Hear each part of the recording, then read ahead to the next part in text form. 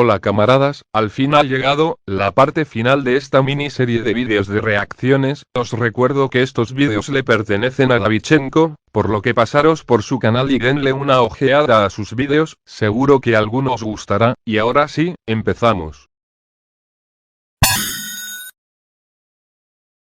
En los vídeos anteriores hemos estado explorando todo tipo de épocas geológicas, que eran el hogar de animales que hoy en día nos parecerían criaturas mitológicas de leyenda, desde las bestias de la edad del hielo, a los que nuestros antepasados tuvieron que hacer frente, pasando por los seres gigantes del Cenozoico primordial, y también aquellas criaturas tan extrañas de las épocas de la Tierra más distantes. Aún no he olvidado lo absurdamente roto que estaba ese bicho. En el vídeo de hoy toca explorar una de las eras más interesantes para muchos, debido a que es aquí donde nos encontramos algunos de los animales más increíbles de los que tenemos constancia. Así es, ha llegado el momento que muchos esperabais. En este top nos adentramos en el ecosistema de los erróneamente llamados lagartos terribles. Joder, ya era hora, por fin nos toca a nosotros. De este mundo, un periodo que comenzó hace 252 millones de años, en el Triásico, y finalizó hace unos 65 millones de años, en el Cretácico, con una de las mayores extinciones masivas que haya visto nuestro planeta. Bienvenidos a la era de los titanes. Yo con que aparezca en top 3 me conformo. Sigue soñando, pato mutante. Seb, yo te quiero mucho, pero ojalá aparezca el Tericino solo para joderte.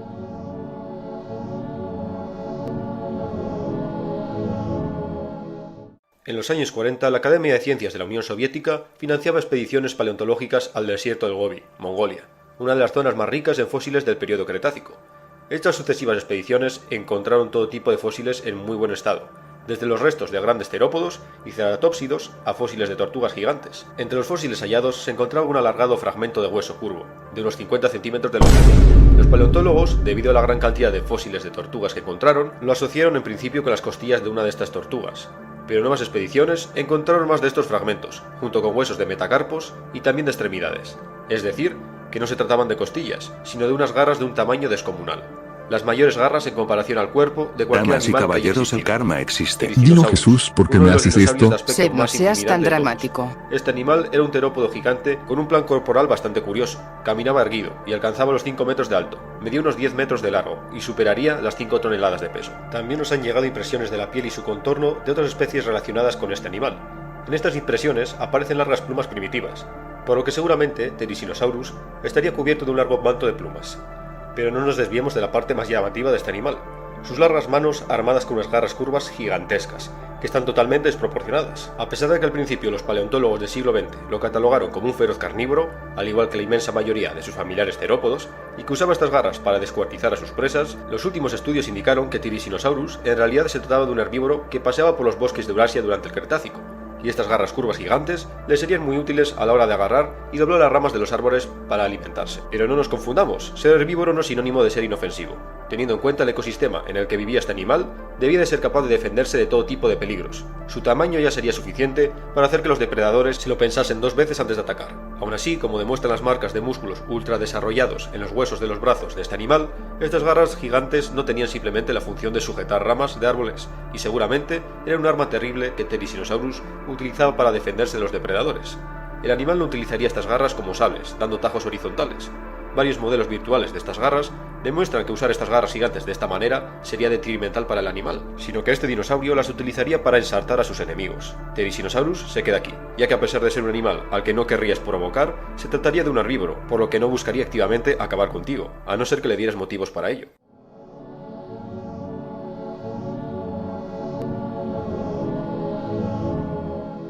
Lo que hoy en día es el norte de África y el Sáhara, hace 100 millones de años no podría ser más diferente a lo que nos encontramos en la actualidad. Por aquellos días del Cretácico inferior, este territorio era un paisaje serpenteado por grandes ríos y deltas, con densos bosques bordeando las masas de agua. Se trataba de un ecosistema muy diverso con todo tipo de criaturas, y en estos bosques y manglares del norte de África prehistórica se daba algo que es muy poco común. Normalmente en un ecosistema encontramos un gran superdepredador y otros depredadores de menor tamaño que se especializan en diferentes campos, pero en este ecosistema convivían varios grandes depredadores a la vez. Entre estos grandes depredadores podríamos encontrar titanes como los abelisaurios, de 7 metros de largo y que estaban armados con gruesas cabezas como las de un perro de caza. El carcharodontosaurio, un terópodo Oye, gigante ese de se 13 metros de parece largo, mucho a mí. armado con uno de Eso los es mayores porque cráneos los en relación a su cuerpo gigantosaurios son de cualquier animal, o el colosal carcharodontosáuridos. espinosaurio, un terópodo semiacuático que podría alcanzar los 16 metros de largo. Este catálogo de grandes depredadores, compartiendo un mismo ecosistema, quiere decir que los pantanos del norte de África de prehistórica eran un vergel de vida, con una gran cantidad de presas que podrían sustentar a este abanico de superdepredadores.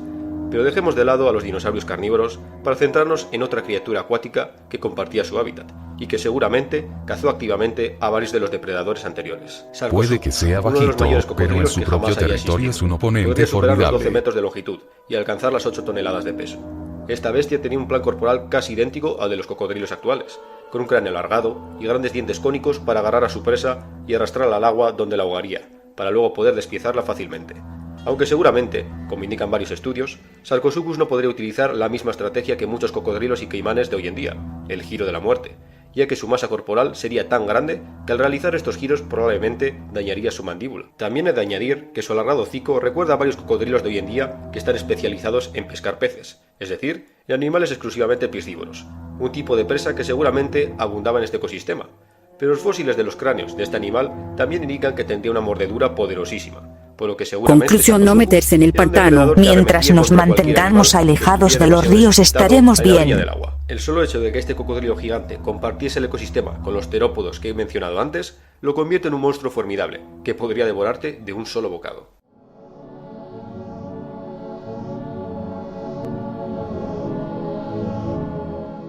El vuelo es una de las habilidades más espectaculares que ha evolucionado en nuestro planeta. Los organismos que son capaces de volar tienen una enorme ventaja sobre el resto, con el inconveniente de que la habilidad de volar suele ser muy costosa energéticamente hablando. El vuelo ha evolucionado varias veces a lo largo de la historia de la vida, en linajes animales totalmente diferentes. Los primeros en alzar el vuelo fueron los insectos, y como bien sabemos, los que perfeccionaron esta habilidad fueron las aves. Aunque mamíferos, como los murciélagos, también fueron capaces de conquistar el aire. De todos modos, durante el Mesozoico, si levantases la cabeza al cielo, el grupo de animales más comunes que te encontrarías sería uno que evolucionó convergentemente con el plan corporal de los murciélagos, y que son los representantes de los animales voladores más espectaculares de la historia del planeta, los reptiles voladores, es decir, los pterosaurios. Estos animales que surgieron en el Triásico fue uno de los grupos de reptiles más exitosos de la historia. Volaban gracias a unas membranas de piel que se situaban entre sus brazos y su tronco, además de poseer unos huesos ligeros llenos de bolsas de aire, al igual que los de las aves. Venían en todo tipo de formas y tamaños, los había diminutos, que serían poco más grandes que la palma de tu mano, como el Sinomacrops, que aparte de estaría cubierto con una especie de plumón, y su aspecto nos recordaría más a un mamífero que a un reptil. Otros tenían crestas estrafalarias, para llamar la atención de las hembras, y el pico de cada especie mostraba una gran especialización dependiendo de su dieta, desde picos alargados sin dientes, anchos con dientes como agujas, o incluso con barbas para filtrar el agua, al igual que las ballenas.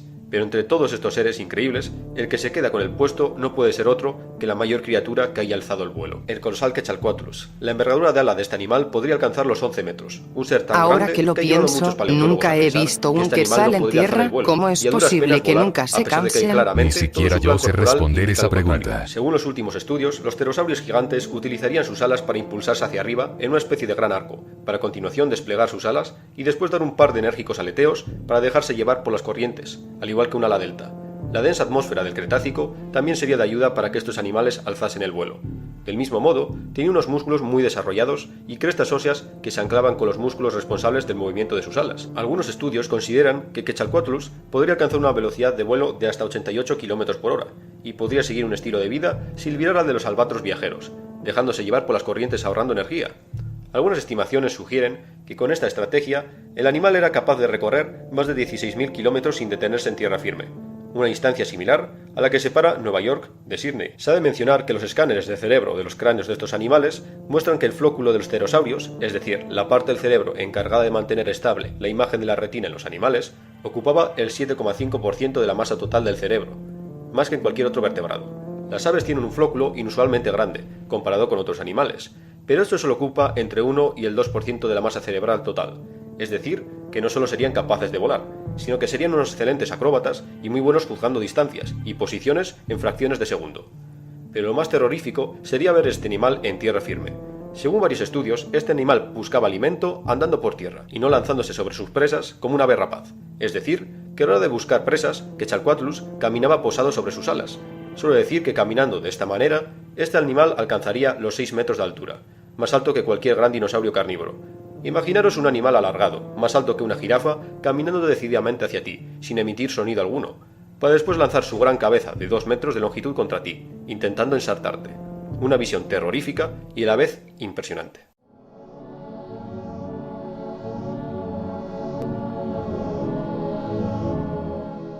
Amanece en la Norteamérica del Cretácico. Un grupo de iguanodóntidos busca algas que comer en la orilla del río. El sol no ha salido por completo, pero estos grandes herbívoros se sienten cómodos buscando alimento en el fresco crepúsculo antes de que comience el caluroso día. De repente, el tranquilo ambiente cambia. Algunos animales empiezan a alzar la cabeza y a olfatear el aire. Hay algo entre los juncos y plantas altas que bordean el río. El nerviosismo se va transmitiendo de un animal a otro. Uno de los iguanodóntidos comienza a berrear, con un profundo sonido como el de un trombón. Es la señal para que el grupo se reagrupe y se alejen de la orilla del río, lo antes posible. Un viejo ejemplar se está retrasando. No consigue seguir el ritmo de la manada, que ya está a unos 50 metros delante de él. Es entonces cuando los oídos del anciano animal captan dos sonidos simultáneos. Uno proviene de la derecha y otro de la izquierda. Las pisadas de dos animales, que avanzan decididos hacia él. Los instintos de supervivencia del animal se activan, y comienza una marcha forzada, desesperada por llegar a la seguridad del grupo. Parece que está dejando atrás a sus perseguidores, pero es entonces cuando un tercer animal que ha estado esperándole emerge de un arbusto enfrente de él, y antes de que pueda reaccionar, siente un impacto en el cuello. Se gira para ver a su atacante, un animal de plumaje claro, cubierto de sangre. El iguanodóntido reconoce instintivamente al instante esa figura, y es entonces, después de avanzar unos metros más, cuando el gran herbívoro se desploma, perdiendo el conocimiento, debido a la masiva hemorragia de su cuello. Ese impacto en el cuello no ha sido otra cosa que una certera patada del depredador, que ha seccionado por completo el cuello del iguanodóntido, con una gran garra curva. Los tres cazadores se acercan, listos para despedazar a su presa, jadeando vapor en la fresca mañana de hace 100 millones de años.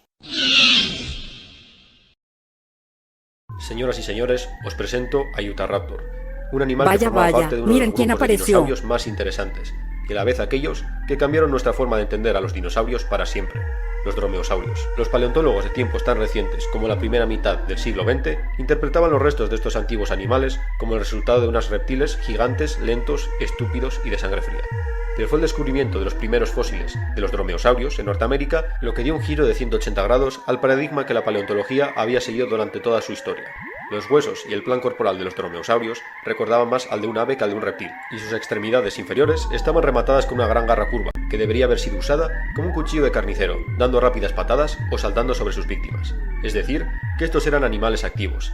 También hemos descubierto que eran de sangre caliente, o que la mayoría de miembros del grupo de los dromeosaurios están cubiertos casi en su totalidad por plumas. Pero centrémonos en el representante más terrorífico de este grupo, el Utahraptor.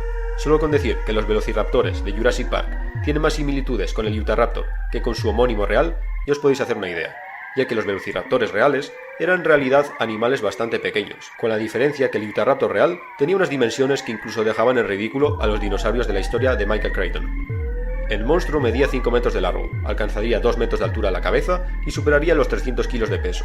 Su garra curva medía unos 24 centímetros de largo, y a diferencia de otros miembros más pequeños de este grupo, que utilizaban estas grandes garras curvas más para aferrarse a su presa que para acabar con ella, los densos huesos sumado a la ya de por sí impresionante musculatura de Utahraptor, querría decir que este animal sí sería capaz de dar patadas mortíferas, que podrían abrir el canal a sus también presas. puedes pegar patadas. Por supuesto que puedo. ¿Recuerdas cuando nos conocimos mandé a volar al limbo de una Los patada? rastros fósiles indican que es muy probable que Utahraptor sí fuese un animal de comportamiento grupal. Un hallazgo del este del estado de Utah desveló los restos de 7 Utahraptores de diferentes tamaños y edades que estaban juntos en el momento de su muerte repentina. Junto a estos depredadores, también se hallaban los restos de un gran herbívoro de la familia de los iguanodones. Este hallazgo, para muchos paleontólogos, es un ejemplo irrefutable de caza grupal, lo que quiere decir que estos monstruos serían depredadores sociales, o al menos se trataría de animales que en ciertas ocasiones comprendían que era mejor trabajar en equipo, al igual que algunas aves rapaces modernas, como el águila Harris. Si ya un único Utahraptor sería una máquina de matar con patas, imaginaros un grupo de ellos cazando de manera coordinada.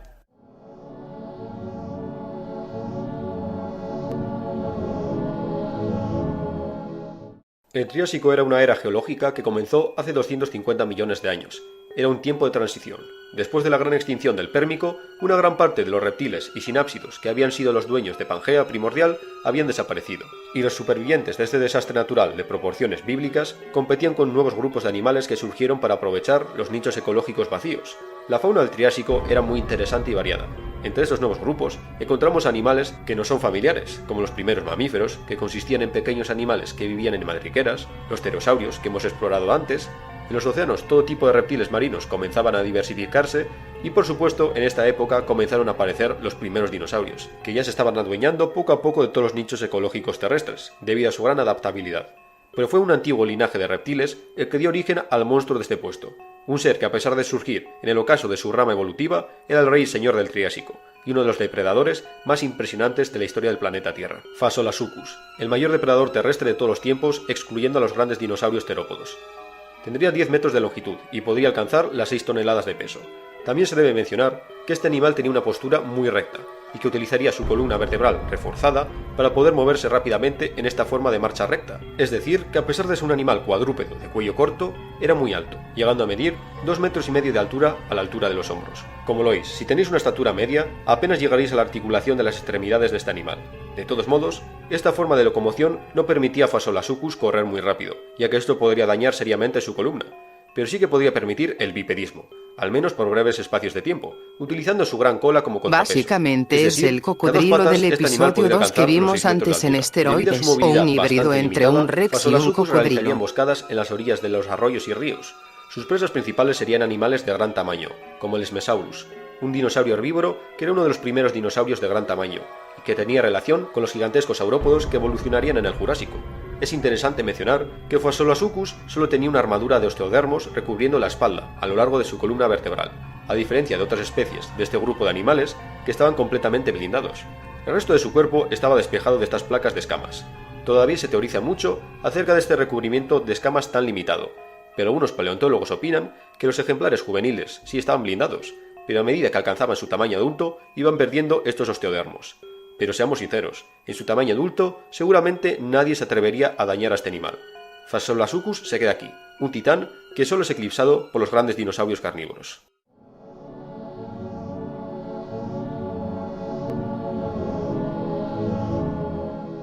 Hasta ahora en este top nos hemos centrado en los seres que habitaban los bosques, llanuras y deltas de este increíble mundo prehistórico.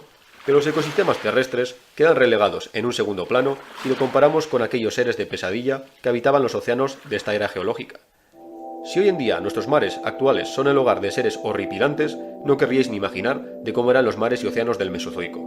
Probablemente el ecosistema más hostil que ha engendrado nuestro planeta. Un catálogo lleno de auténticos monstruos de todas formas y tamaños, que harían que te replanteases acercarte a menos de 20 metros de cualquier orilla del agua salada. Si te sumergieses en estos océanos, una de las formas de vida más abundantes con mucha diferencia serían los amonites, unos cefalópodos acorazados. Los más grandes podrían alcanzar los 2 metros de diámetro. En estos océanos también nadaban grandes tiburones de formas estrafalarias y peces de tamaños gigantescos, como el Ersicis, un pez filtrador que podía alcanzar los 25 metros, un tamaño que hoy en día solo es superado por las mayores ballenas, como la ballena azul o el rorcual común. Pero los verdaderos protagonistas de estos mares no eran otros que los reptiles marinos, desde los ictiosaurios y su plan corporal casi idéntico a los delfines, los plesiosaurios, con sus enormes cuellos diseñados para capturar peces por sorpresa, o los terroríficos mosasaurios, que parecen monstruos marinos sacados de alguna mitología. Hay una gran variedad de criaturas de pesadilla entre las que elegir en estos grupos de reptiles marinos, pero hay un animal en particular que debo incluir en este puesto, y que en su momento puso los pelos de punta a toda la comunidad de paleontólogos. En una isla del Ártico, en el año 2006, unos paleontólogos estaban realizando excavaciones en unos sedimentos marinos que pertenecían al periodo Jurásico, hace alrededor de 150 millones de años. En esta roca negra y aceitosa semicongelada, los paleontólogos desenterraron esto, unos grandes fragmentos de una mandíbula de 3 metros de largo, armada con dientes de 30 centímetros, que pertenecían a un reptil marino gigante. Este descubrimiento dio la vuelta al mundo. Todas las publicaciones relacionadas con la paleontología presentaban el cráneo gigante de este animal en portada. Los paleontólogos todavía no sabían en qué grupo de reptiles catalogarlo, pero sin ninguna duda se trataba de uno de los mayores depredadores de la historia del planeta Tierra. Es por ello que los paleontólogos le dieron un sobrenombre siniestro a este misterioso ser: Pliosaurus funkei, el depredador X. Este monstruoso pliosaurio habitaba los mares y océanos del hemisferio norte del Jurásico. Las estimaciones más conservadoras lo colocan en unos 12 metros de largo, aunque los paleontólogos sugieren que podía llegar a los 15 metros. La masa de este animal rondaría las 40 toneladas. Por los últimos hallazgos sobre los reptiles marinos del hemisferio norte, dan a entender que estos animales estarían protegidos por una capa de grasa subcutánea, al igual que los cetáceos, y muy probablemente, también como ellos, los reptiles marinos tendrían el privilegio de ser de sangre caliente.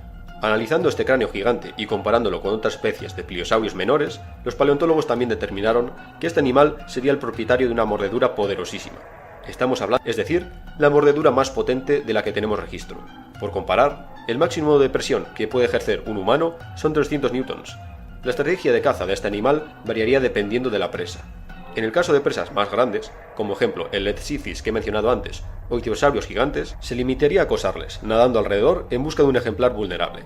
Mientras que en el caso de presas de tamaño medio, el depredador X utilizaría un método de caza muy similar al de los grandes tiburones blancos, atacando desde abajo e impulsándose con sus aletas a toda velocidad, contra el vientre de su víctima, que sería prácticamente partida en dos de una dentellada. Este monstruo del abismo perfectamente podría haberse quedado con el primer puesto, pero se queda aquí debido a que todavía nos falta mucha información sobre él, a diferencia del campeón del primer puesto.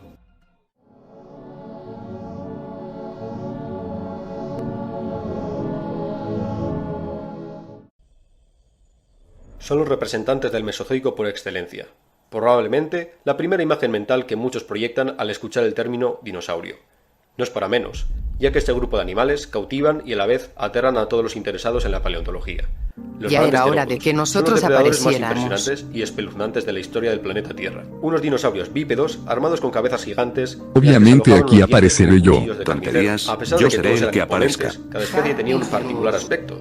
Algunos tenían hocicos finos alargados, que estarían más enfocados en una dieta piscívora, como es el caso de Baryonyx, o el gigantesco espinosaurio. Otros tenían estructuras óseas sobre su cabeza, como ocurre con los carnotauros o los ceratosaurios.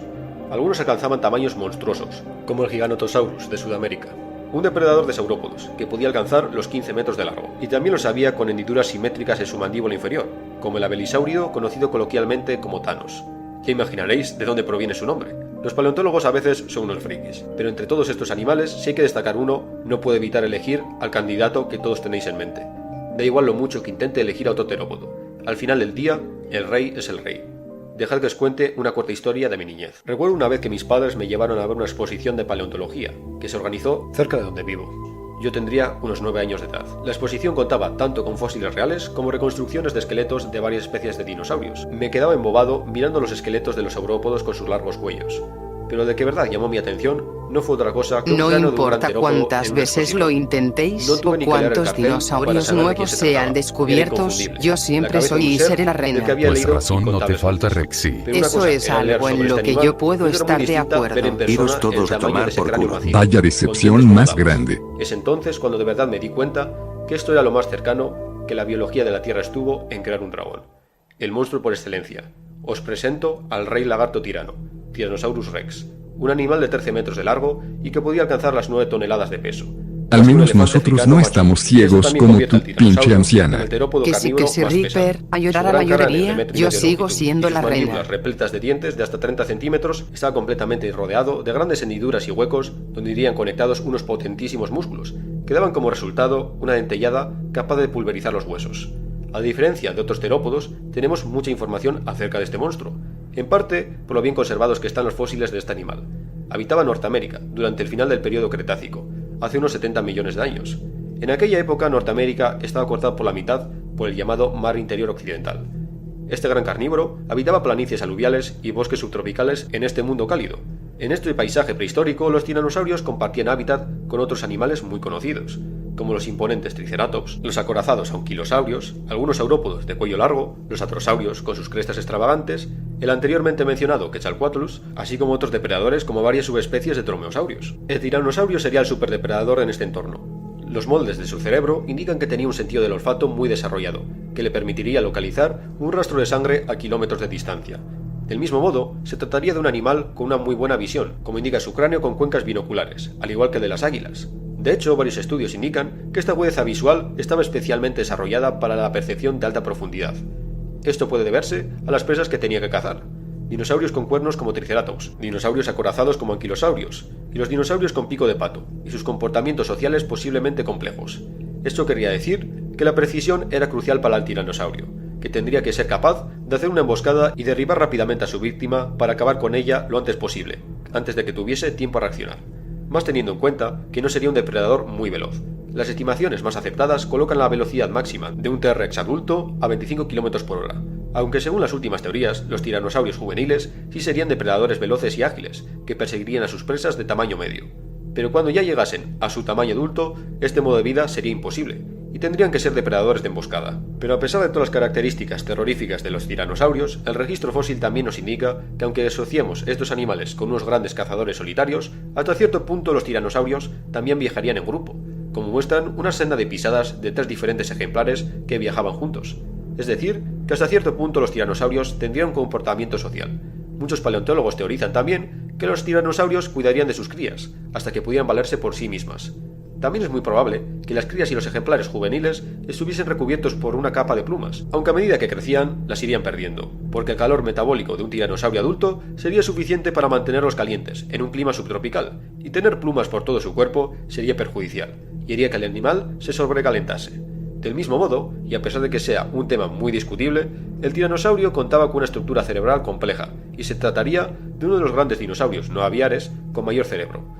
Tengo un vídeo completo discutiendo el tema de la inteligencia de los dinosaurios, pero esto querría decir que el T-Rex no era solo un puro músculo, sino que también tenía cerebro. Su Majestad se queda con el primer puesto.